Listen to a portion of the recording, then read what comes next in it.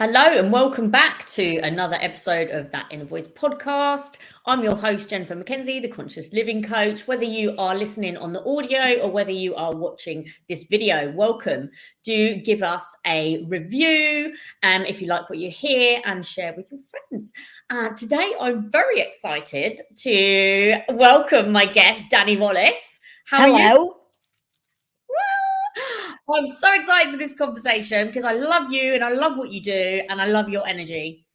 Oh, thank you. Do you know what? That's probably the biggest compliment that somebody can give me is that I love your energy. It's the one thing that consistently, time and time again, people come back to me. They don't talk to me about, how I look or particularly what I said, maybe sometimes, but like their compliment on my energy means so much because that's so much a part of what I kind of bring to the table for everything that I do. So I love you too, Jen. It's nice to come and have a chat. Yes, it is.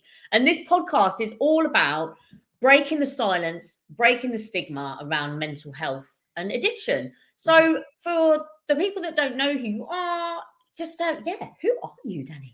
Who is she? My name is Dani Wallace and I am the Queen Bee, which is a ridiculously audacious statement to make, and I'm quite aware of it. I am controversial when I introduce myself because hopefully it gets people thinking.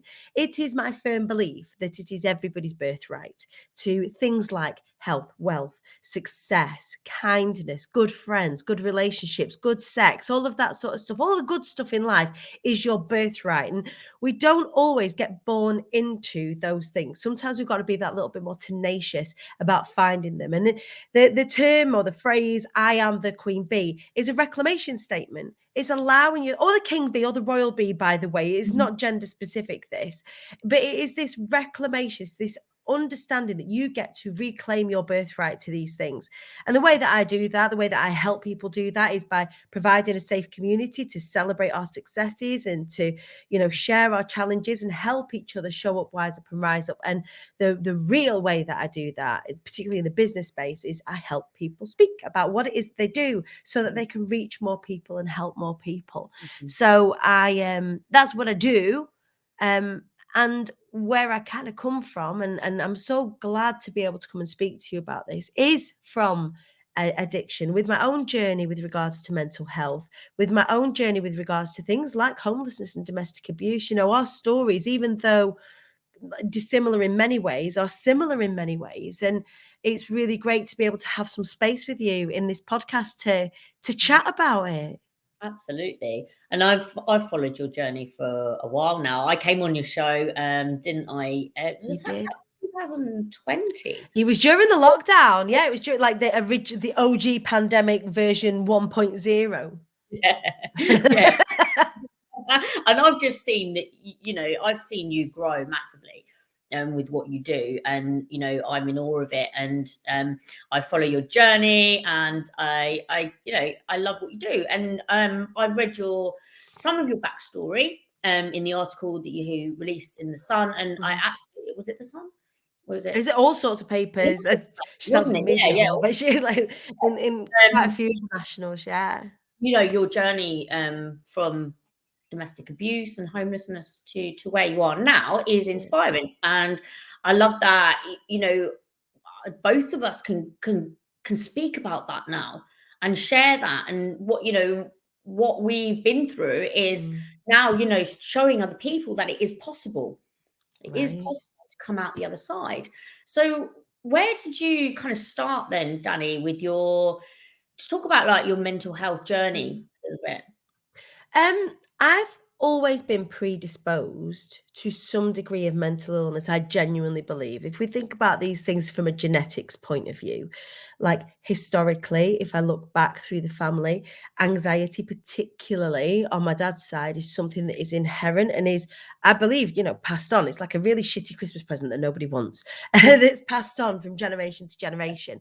And for me, my issues around my mental health started when I was about 4 or 5 years old. Where I experienced for the first time at 4 or 5 years old, existential crisis. So I experienced a full-on panic attack over the fact that I wasn't going to be here anymore at some point. And I just couldn't get my little head around it. I was like completely irrational fear. Well, I always think it's both a rational and irrational thing. It happens to all of us, right? But at 4 or 5, 6 years old, contending with that was something that really made me spiral. And it didn't affect my day-to-day, but it became a really intrusive thought. Now, further on down the line, even as soon as now, I understand that actually the way that my brain works, if you think about neurodiversity as a bell curve, and for the most part in our government learning programs, schools, etc., you're expected to be smack bang in the middle of the bell curve. From a neurodiversity point of view, I don't sit inside the middle of the bell curve. And my neurodiversities mean that my brain works in a little bit of a different way to normal people. And I say normal people in parentheses because who's normal, right? Yeah. And yeah, so my thought process is even from being very, very young were odd or strange or difficult for people who were neurotypical to deal with. So it didn't really mess with my day-to-day, that particular thought, but from that point on, I remember suffering intrusive thoughts. So I at the time, my mum and dad had a cleaning company. And at the time, so this is sort of mid to late 80s, there was an outbreak of dysentery in the northwest of England. And there were posters everywhere, much like there are now. It'd be very interesting to see if any kids experience this now. But there were posters everywhere. You had to wash your hands properly. And not just like the Boris do it while you're singing happy birthday to yourself. You had to clean your thumbs and clean your fingers and rub your hands together in a certain way. And as, again, 5, 6, 7, 8-year-olds, that's what we were being taught to do. And when I went into the cleaning company, because my mum and dad were self-employed, so we were very much a part of the business. We would go into like the warehouses and stuff and load up. We had a Bedford Rascal, load up with the, the chemicals and stuff. My mum would always say, "Don't touch anything. Don't touch anything. It's all poisonous." Essentially, it was.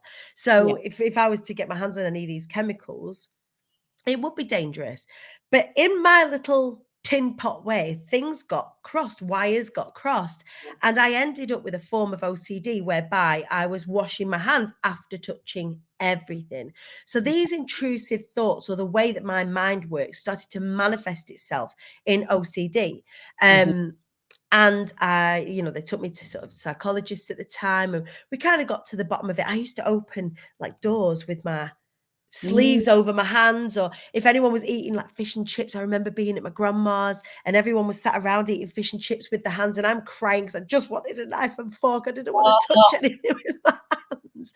And then quite robust northerners all sat around going, "You need to eat it, and you're not going to eat anything unless you eat it with your hands," because they were trying to kind of squish these fears out of me. So I had some help at the time. I don't really remember accessing it or what they did, but the hand washing went away. But I was left with a form of obsessive compulsive disorder, which is just the obsessive side. So they call it pure O. But that triggered a lot of anxiety. So I ended up kind of with a generalized panic disorder, generalized anxiety disorder. None of this was really diagnosed until I was much older. So I'm just like skating through school, this little bundle of nerves of excessive energy. And at the same time at home, things were pretty mental. So my dad was a really heavy drinker.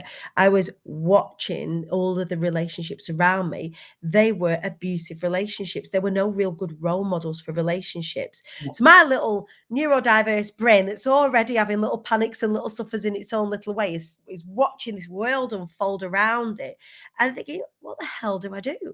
So at 16, I ran away with a circus, found I could sing, which was great, but ended up going away and singing. And it was during that time that I started drinking, and drinking was a great way to calm the mind and to not have to think. Isn't it just? Right. It's interesting that you said about the OCD in childhood and being neurodiverse. So it sounds like really similar to a lot of stories that I've heard, who people have had that obsessive, like compulsive in childhood, and then later in life being diagnosed with ADD or ADHD, maybe on Right. the autistic spectrum, Mhm. which is, what I'm going through at the moment. Right. It's And like, what the? I don't think it's new. I think a lot of people, especially when we're talking about neurodiversity, all of a sudden everyone's autistic. All of a sudden everyone's got ADHD. I Mm, don't think it's that. I think there's this bell curve of neurodiversity from, mm, both ends of the spectrum, if you will. You've got those real significant, real struggles that need assistance. And then you've got that almost that perceived sweet spot in the middle where you would be neurotypical. But I think more people fall outside of the middle of either side of that bell curve than we give credit for.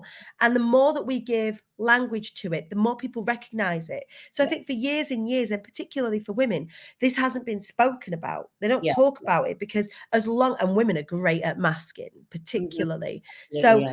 I would not talk about these fears. I would just be living in panic and doing well at school. I'm an intelligent woman. I'd be doing really well at school, and I was really creative and all of this sort of stuff. But internally, I had this like turmoil going on because it was like I was a fizzy pot. I was like a bottle of fizzy pot that was being shaken up all the time, and I had nowhere to take the lid off and overflow. Mm, So I think that it's not new. The concept of more people than you realize being neurodiverse and that having a direct effect on mm, our mental health, especially when we're hitting our late 20s, early 30s, 40s, 50s, even, where eventually the lid comes off the pot bottle. We see a yeah, lot of women in their 30s starting to burn out. You see them hitting addiction. You see them hitting, all of these illness. And this is because they've been holding themselves tight for a long, long time. exactly. Suppressing all of that is only going to manifest in your physical body as Right. disease, and they've got to go somewhere, haven't they? Right, 100%. And especially if you look at ADHD particularly, there is an issue with receiving dopamine. So Mm-hmm. if your dopamine receptors are having a little difficulty, there are things out there to assist you with that might not be Actually, what, yeah, be something I'm safe. exploring now is because I was in addiction from 13, 14 on like Hmm.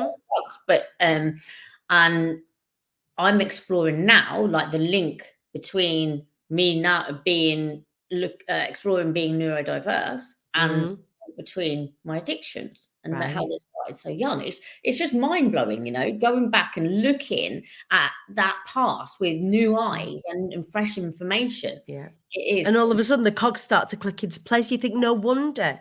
No yeah. wonder if at 13, 14, you've got no way of hitting that.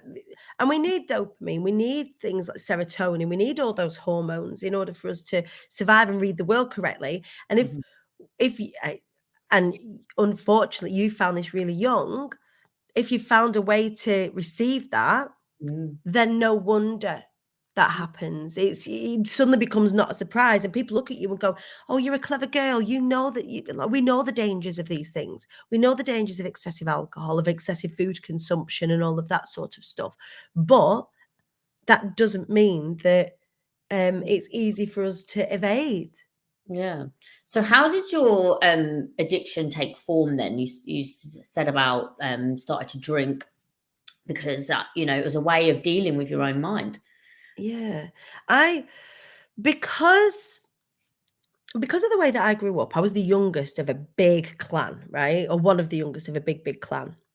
And in our house, even though things were very chaotic Mm, between my mum and dad, my mum was like the matriarch for the whole family. So whenever any of the aunties or the uncles, all of them, PS, had drink problems. There oh, wasn't anybody, no adult that I came across as I in my formative years didn't have a drink problem. They all drank. oh, And they drank heavily and they drank explosively.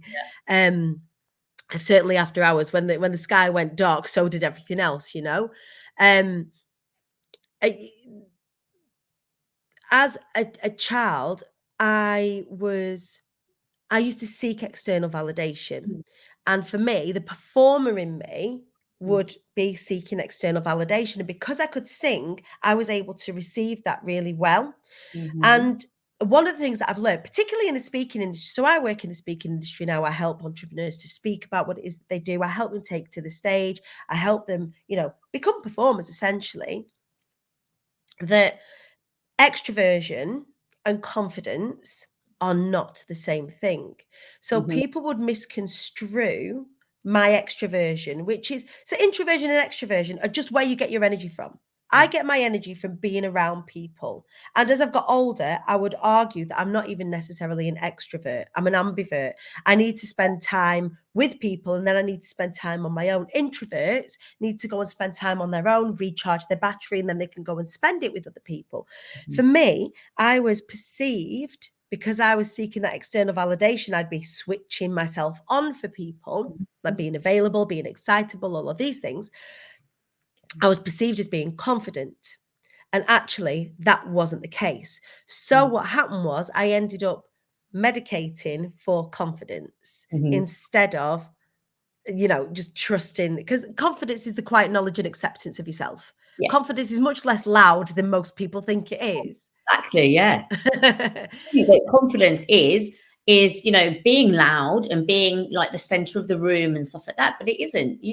I expect those, it's like you can just be quietly confident and you don't even have to think. It's a strength of knowledge of yourself. It's a strength of acceptance of yourself. That's what real confidence is.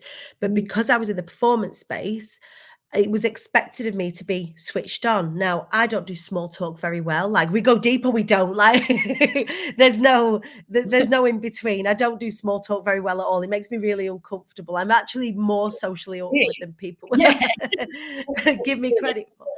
And so, so I would need to drink to be in those scenarios. I would need to drink to be entertaining. Oh, I thought I did. Yeah. And that kind of grew over time. So I was away abroad, traveling all over the place for 6-7 years. And I don't remember the vast majority of it because I was either hungover or I was drinking. Yeah. And even when I was on stage, because of where I worked in the Mediterranean, I worked in resorts, it was just the done thing. There was always a bottle of whiskey or vodka on the go. There was always shots being taken. It was always something. And so it just became a real intrinsic part of my life. So when I came back to the UK, I was already, without realizing, a heavy drinker. People would laugh because I could drink loads and loads and still be sober, still be perceived to be sober. If I would take a breathalyzer, I'd definitely. I didn't drive for many years because I was like, darling, I'm driven. And it wasn't. It was because pissed all the time. And I thought, well, do you know what? It's pointless because I'm never going to be able to drive anyway. What's the point?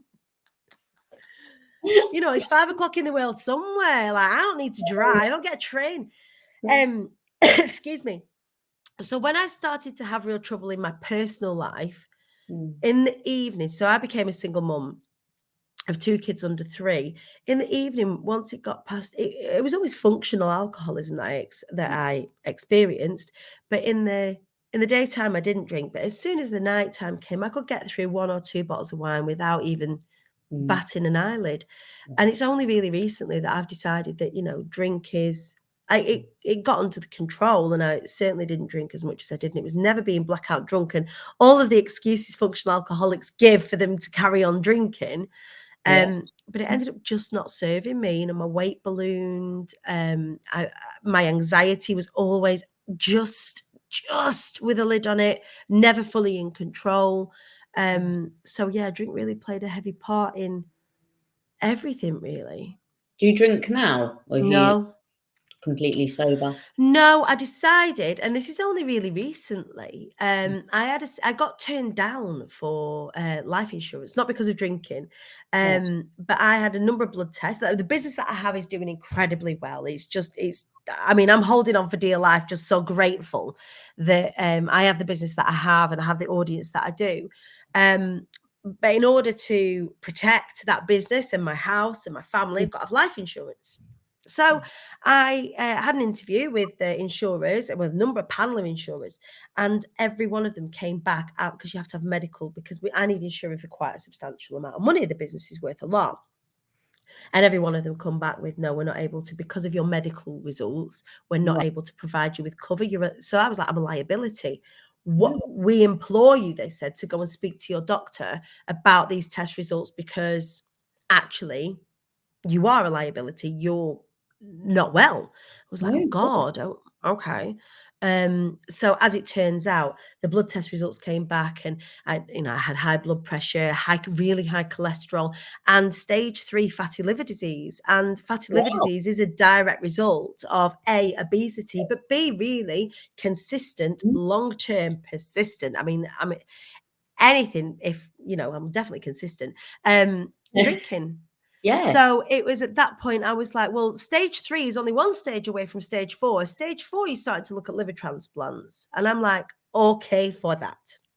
And so I made that decision at that particular point in time that drinking wasn't serving me. My anxiety can be debilitating at times, and I can self-sabotage through that anxiety, that actually the choice to quit drinking from a mental health perspective and a physical health perspective became a no-brainer. Yeah. So what changes did you immediately notice when you gave up drinking alcohol on a regular basis? I didn't realize I was hungover every morning. I didn't realize that the sluggishness that I felt was a direct result of having had a bottle or a bottle and a half or 2 bottles of wine of an evening, because I didn't feel drunk. Yeah. So if I didn't feel drunk, then why would I have a hangover? That doesn't make sense. So, I was still perfectly functional. If you were to speak to me, you wouldn't know that I'd had a drink. I didn't necessarily need a drink. I didn't drink through the day or when I was working or anything like that. But every morning I would wake up and I would feel anxiety. If anyone's experienced beer fear, when they wake up the next morning, they get a bit jangly. That feeling was pretty consistent. And I thought it was just because I was suffering with my anxiety, and it wasn't. When I stopped drinking, that feeling within a week started to dissipate, and I started to wake up in the morning. I suddenly realized I don't feel unwell. I feel quite ready for the day. What's that all about? And the other thing that I'd started to realize quite quickly is that I was feeling all the feels. That I was getting angry easier. I was getting sad easier. I was getting excited easier. Like I was firing off in like I'd normally be able to maintain a steady level of either okayness or excited. So I'm known for being quite excitable. It's just kind of my nature. Yeah. But in terms of actually genuinely feeling my feelings, that wasn't really something that I would explore. But yeah, I was kind of like quicker to anger. Things would like really annoy me, or things would make me feel happy quicker, or I would feel really emotionally connected to something. Or I would like cry. I used to watch a lot of films, like to have a cathartic cry. And I was feeling things different. So I then had to start to process that. Like, okay, so I'm feeling all these feelings. What the fuck does that mean? Yeah. It's just like, oh yeah, I love it when people like stop drinking and they get to feel all the feels. This is what I help people with. Right. Like my coaching. So, and then I've been in recovery, haven't I, for quite a few years. I stayed abstinent for a year from everything, from all the things I was addicted to: sex, shopping, drugs, alcohol. And that's when life got very uncomfortable. Yeah, and the thing is, I wasn't really hiding from anything. Like I've done a lot of healing as I've gone along from all the things that I've experienced. I do a lot of external processing.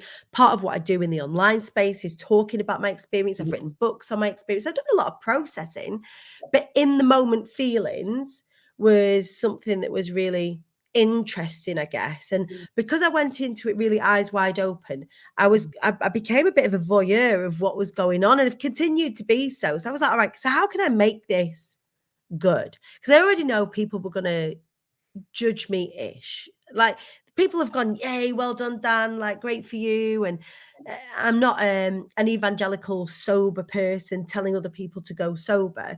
I just wanted it to kind of I wanted to make it my mission to go and find really cool mocktails. So if I would go out, say we were to go out together, right? And if you were drinking, I would want it to still feel like I was in a grown-up situation with a drink instead of just having a glass of lemonade. Does I feel like a kid? I get my kids a lemonade when we go to the pub, I was like, I wanted to find something interesting to drink. I wanted to scratch that itch of being a grown-up in a grown-up space. So I found things like Three Spirit and Seedless. Three Spirits, and I love it. So plant-based like elixirs are an amazing way to open those pathways in your mind. Like plant medicines, these things that they use in their ingredients have been used for thousands of years to connect to yourself and to open those pathways and that awareness in your mind. And the social elixir is really good, isn't it? It does. I like all of them. They got 3 of them. They got the one that's like pretty caffeine based, which is Alive-in-It.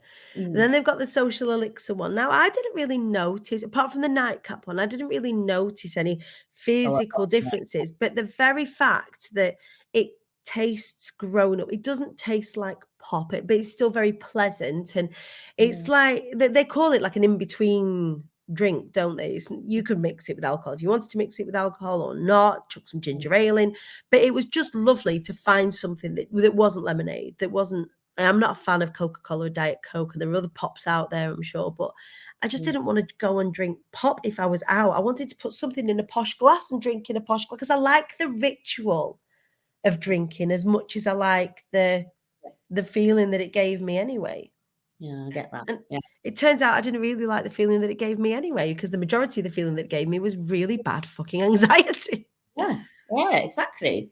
I'd wake up in the night like with like palpitations and like that, that feeling of someone like sitting on your chest, and then I'd wake up like like shock myself in sheer panic then I'd get like the dread of what I've got to do the next day. Then I couldn't sleep, and that's even just like that's after recovery. That's when I just went from drinking alcoholically to socially drinking. And for me, I'm doing like 100 days at the minute of a 0 alcohol because I still drink socially on occasion, like but like you, it just doesn't serve me. I think if I hadn't have had the health scare that I had, I would still be totally cool with abstaining most of the time and then having a little drink when I go out. But I think the very fact that that was such a stark, this is because you drink, I felt like I love that. And I'm like, if you're not helping me, you're hindering me. So even if that glass of champagne, it feels nice, it's hindering me. I'm a busy person. Like, get out of my way. I've got stuff to do.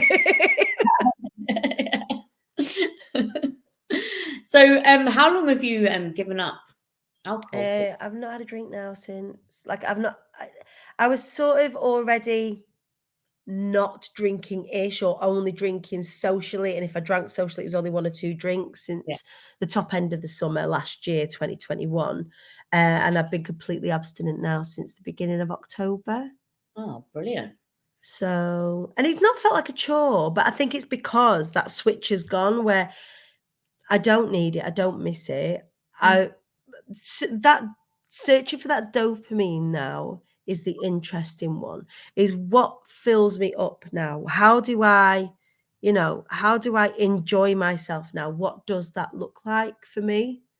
And that's been the interesting exploration. Yeah. What have you done to replace that like dopamine hit then? So I've really thrown myself. So I've recently had bariatric surgery because of all of these tests that came back. I was like, do you know what?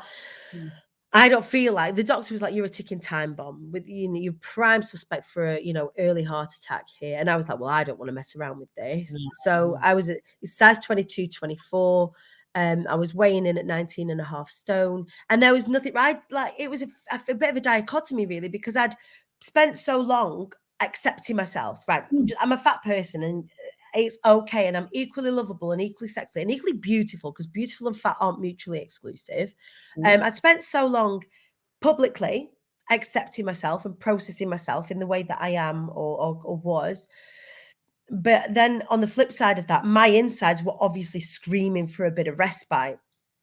I didn't feel like I had a lot of time to do the health thing, if you will. So I was like, right, how can I reset this quickly? How can I force myself into, like, maybe this is my ADHD, but I'm an all or nothing kind of girl. So I was like, right, okay, I'm going to abstain from alcohol. That's it. The relationship between me and alcohol is done now. And I'm going to get bariatric surgery so that I can lower the fat in my body as fast as I can. And then that's going to force me into the healthy habits. So I've really thrown myself into the process of this. So sharing the process of this, inspiring other people to think about how they love their bodies, not going around telling everyone to go and get a bloody gastric sleeve or anything like that, but just challenging people. How do you love your body? Do you love it as it is? Are you loving it as it is? There's a difference between accepting what you are and actively taking steps to love on your body. So now my intention is to move my body in ways that I love moving my body, to feed it food that makes it feel good, that tastes good. All of these things now have become what I search for instead of picking up a bottle. Yeah.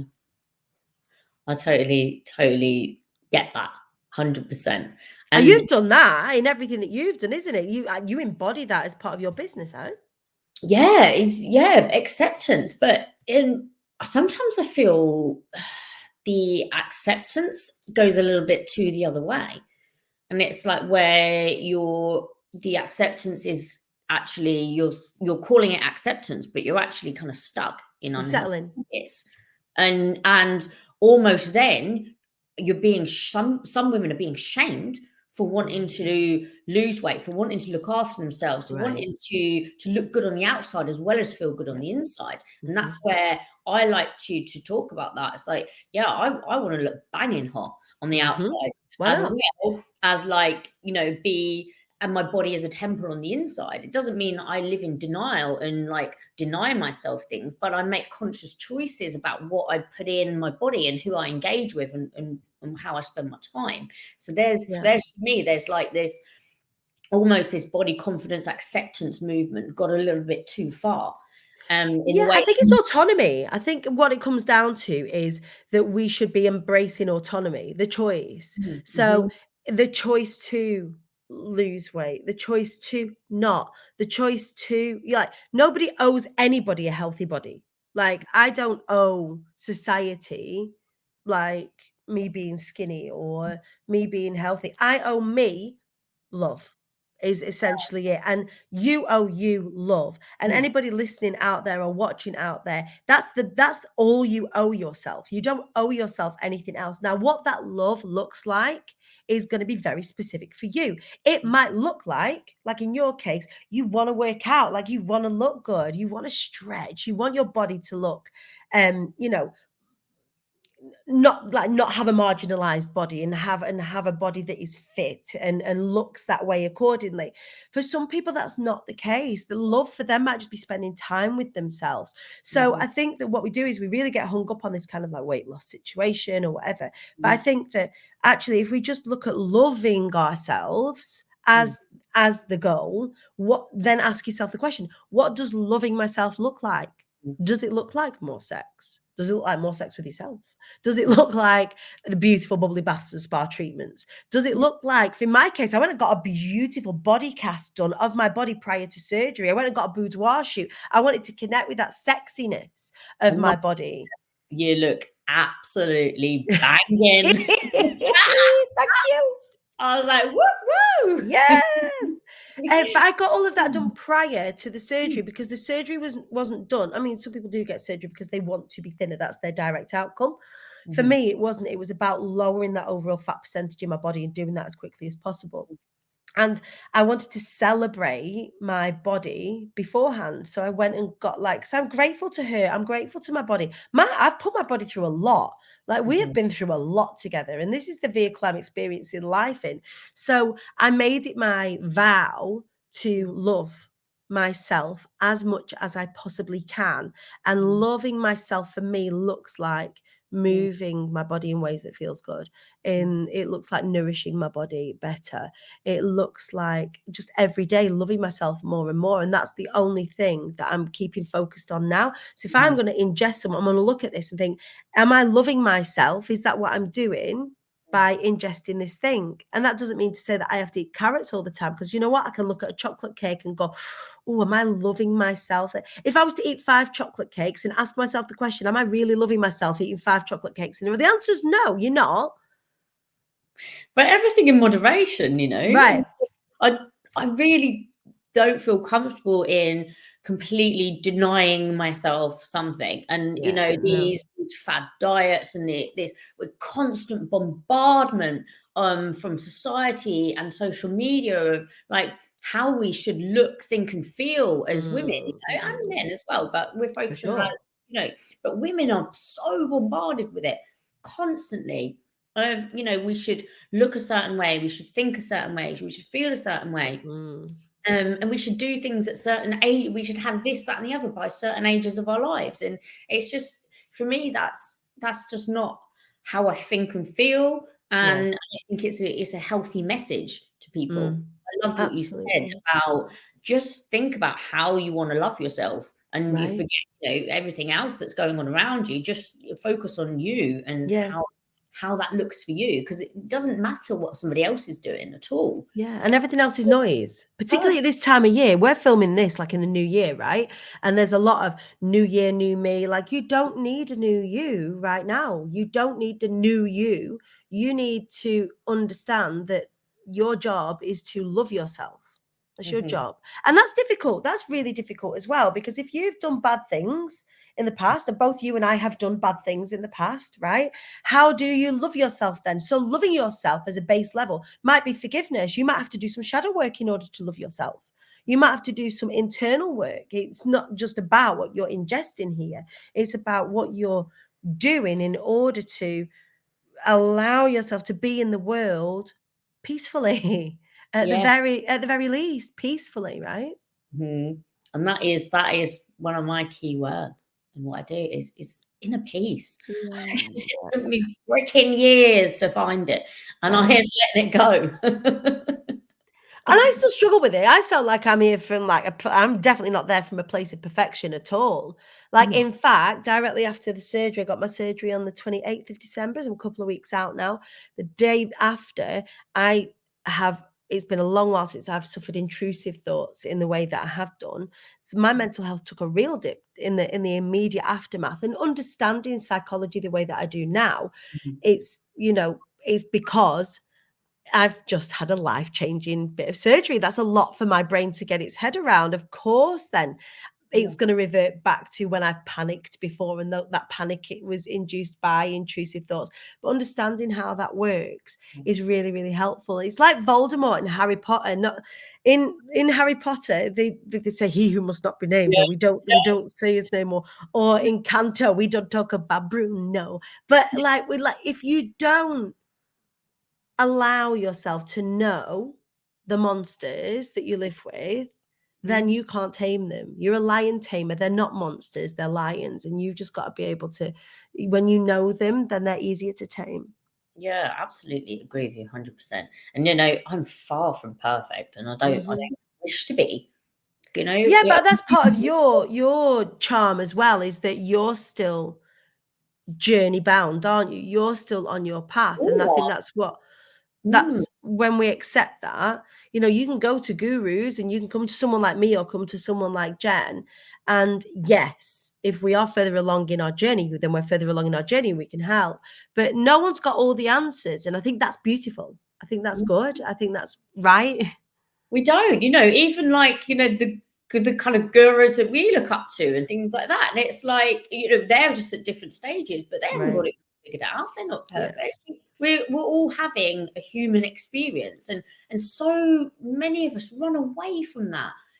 Just face it head on now. And I call it's the demons that they've often been called in my world, and facing those demons. But it's just still a part of me. It's from traumas, from things that I've experienced that I can't unsee. It changes you. Some of those things that you've been through, violence changes you, and it makes I'm hyper vigilant, and hypersensitive.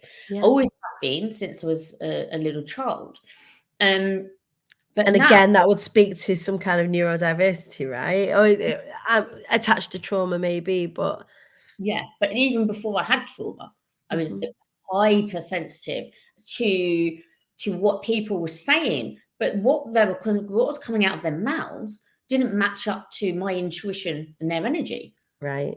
It's like my reality was getting denied constantly. So then I learned to not trust myself or not be safe in the world.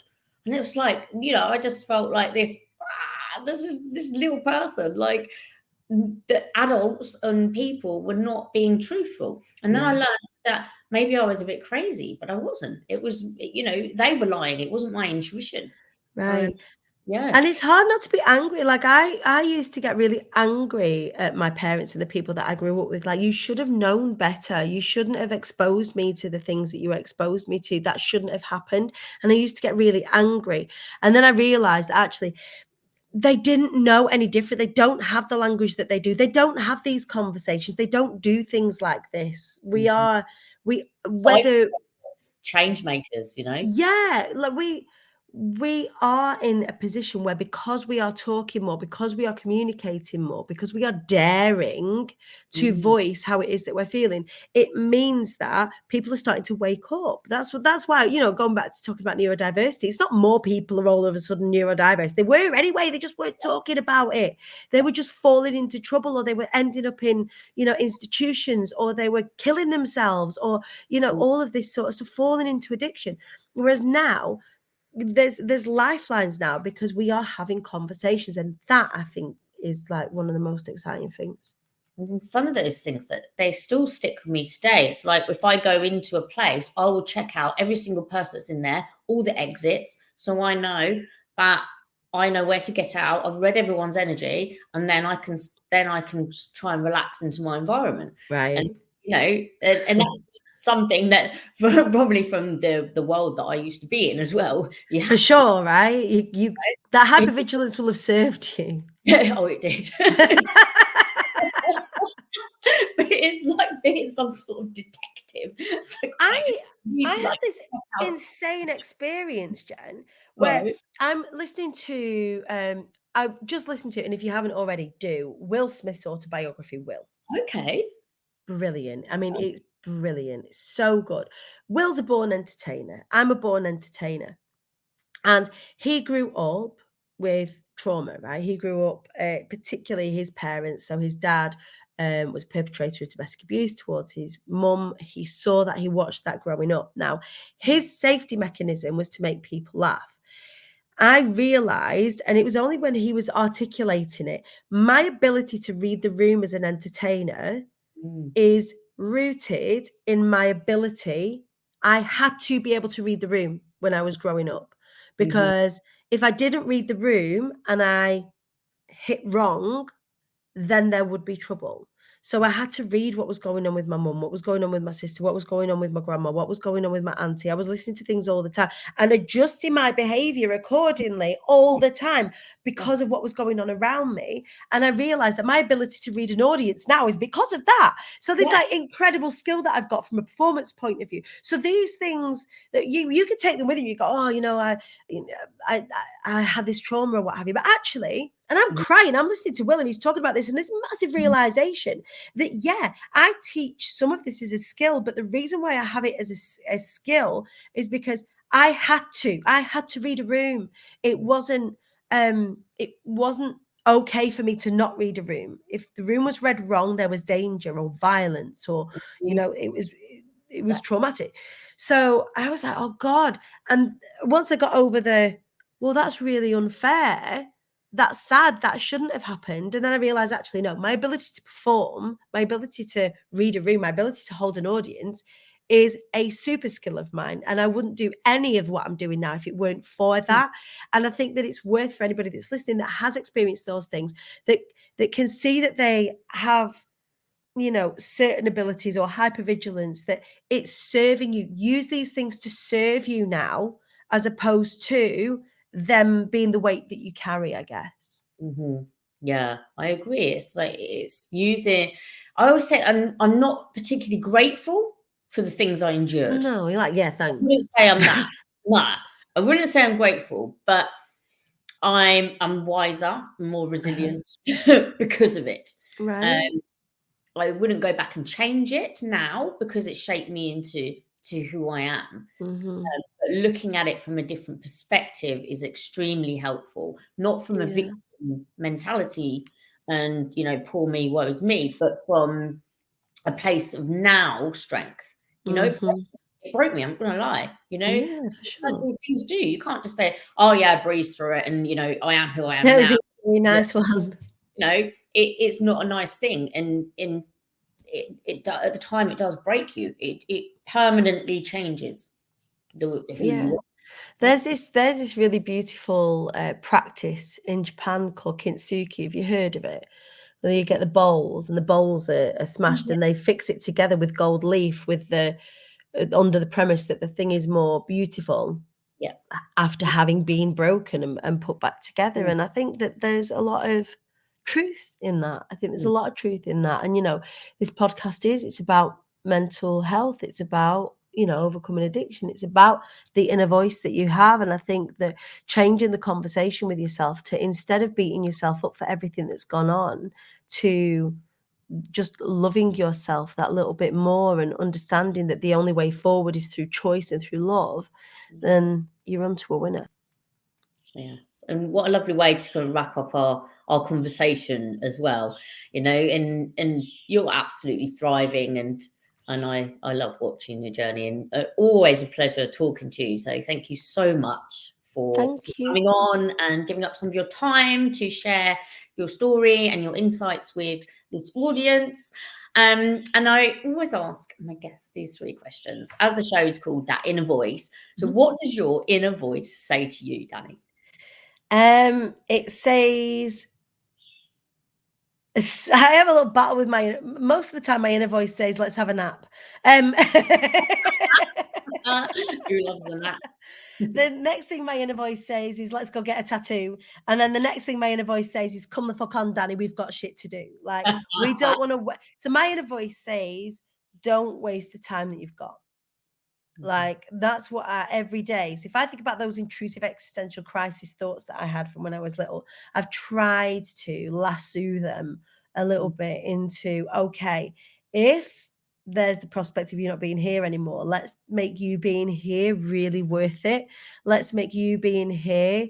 And I might sound egocentric to some of you that are listening. I'm not really asked, but I really, really, really want to leave the world in a better place than I found it, even in a small corner. So that's what my inner voice says. After let's have a nap and let's get a tattoo, it's come the fuck on, we've got shit to do, Dani. Brilliant. I love the tattoo bit. I'm itching at the minute. And another question then is, what's the best bit of advice you have ever been given by somebody else?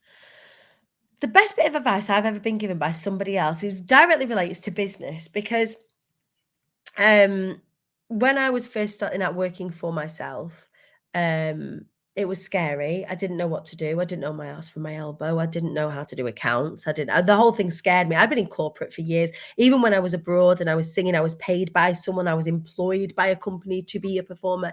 So to work for myself was really scary. So this really isn't profound in terms of like an inner development thing, in terms of the best advice. I guess probably the best advice that way is that your thoughts don't control you. Like, they can't hurt you is probably the one thing that I learned that helped me in terms of getting through my anxiety, is that no one ever died of a thought. And I'm like, I'm okay with that. But the best piece of advice I ever got was from a guy called Neil Simpson, who is a business mentor on a local program that I was on. And I was just moving into singing full time and building a business. Is like, my name was Dani Gallagher at the time, the fabulous Miss G. And he was like, you need to be instantly recognizable wherever you go. So when you turn up somewhere, you need to make sure you turn up consistently, looking a certain way in order for people to recognize you. You need to be recognizable. And that really stuck with me, because it's really easy to fade into the background. It's not my job. My job in life is to stand out. So you'll see me, I'll have headscarves on, or I'll have T-shirts on with statements on, or I'll have yellow Doc Martens on. At the time, when I built my singing business, that was, I'd wear like vintage dresses and victory rolls. I was always instantly recognizable for whatever it is. So now I'm known for my tattoos. I'm known for my nails. I'm known for, the yellow docs or the headscarves and stuff. And that really helped me create an identity that I can stand within, but also a hat that I can hang up at the end of the evening. And I think that really helps me separate myself from myself, and allows me to go to sleep at night and sort of hang Dani Wallace up at the door. Yeah, I love that. I might take that on. Instantly recognized, be instantly recognizable. It's not about having a uniform or anything like that. You've seen me, I wear different things every day, but it's having those few key features about you that make you instantly recognizable.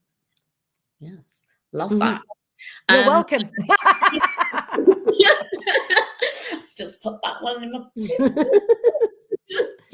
and the third and final question is, what are you most excited about right now? Oh my God. 2 things I'm really excited about right now. One is a massive TV project that I'm working on. And I'm not allowed to tell you about them, sorry. But I'm filming for that on the 25th of January. It's something that's been a lifelong dream of mine. And I can't wait for that to be released into the world. So I hope keep fingers crossed, your prayers good and the vibes high for that to go well. Yeah. And the second thing is the Fly Anyway Foundation is a foundation that I set up for when I had created success for myself. I wanted to be able to kind of reach behind me and help people who also needed help. So the Fly Anyway Foundation is a foundation that I've set up that plugs people who have survived domestic abuse with business ideas into business goods and services so that they can create financial freedom, build their confidence and build businesses off of the back end of having experienced that crisis. So there are huge things happening in the world of the Fly Anyway Foundation. And that the reason why it's called the Fly Anyway Foundation, by the way, is there was this quote when I was in survival mode. I was coming through the other side of stuff, and it goes, aerodynamically, bees shouldn't be able to fly. Their little wings should not get their fat little bodies off the ground. The bees don't care what humans think is impossible. The bee flies anyway. And it was from that 𝐴𝐴TQB, I Am the Queen Bee, was born, why all the bee stuff goes on, and also why the Fly Anyway Foundation is here now. So this year, I'm most excited about really lifting that into the public domain.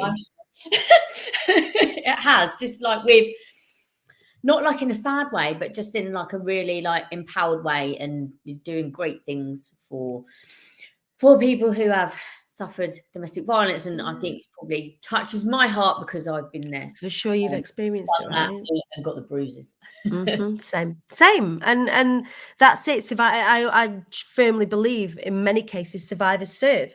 And that's exactly what I want to do. I want to serve. I want to be, I serve the clients that I have now, and I help the people that I help in the way that I help them now as part of my business. But I want it to extend past that. I want it to be bigger than that. And as such, we've got the Fly Anyway Foundation in place, and that's really exciting. Fabulous. I'm excited to carry on watching your journey. And where can people come and find you, Dani? You can find me across the socials at the Queen Bee Dani. So chuck us a little follow on the Instagram or on the Facebook or on the LinkedIn or on the Twitter. Wherever it is that you hang out, there I will be at the Queen Bee Dani. And you have just released your book on audio. Oh, my audio book? Yeah. Hello. I'm listening to it right now. That's why I thought. Are you? Yeah. I'm on chapter 3. Okay. What's chapter 3? I can't remember them all in order. Right. So I've just listened to Becoming the Queen Bee. So right. That chapter. So I'm about to go on to the next. You're about to get into the meaty stuff. So you're about, the book is like a game of kind of 2 halves, where one is sort of autobiographical, tells my story, and then the next bit gives really practical tips for getting out of your own way. But yeah, that came out on my birthday. My birthday was when I was just a day out of surgery on the 29th of December, and we released into the world my audio book, I Am the Queen Bee, How I Overcame Self-Sabotage to Fly Anyway. So that's for anybody out there who does self-sabotage, who wants to get out of that, or who just wants a cheerleader in their corner. Like that's kind of what the book has been designed for, is for anybody who needs a cheerleader. It's a real good access to entry to the 𝐴𝐴TQB world.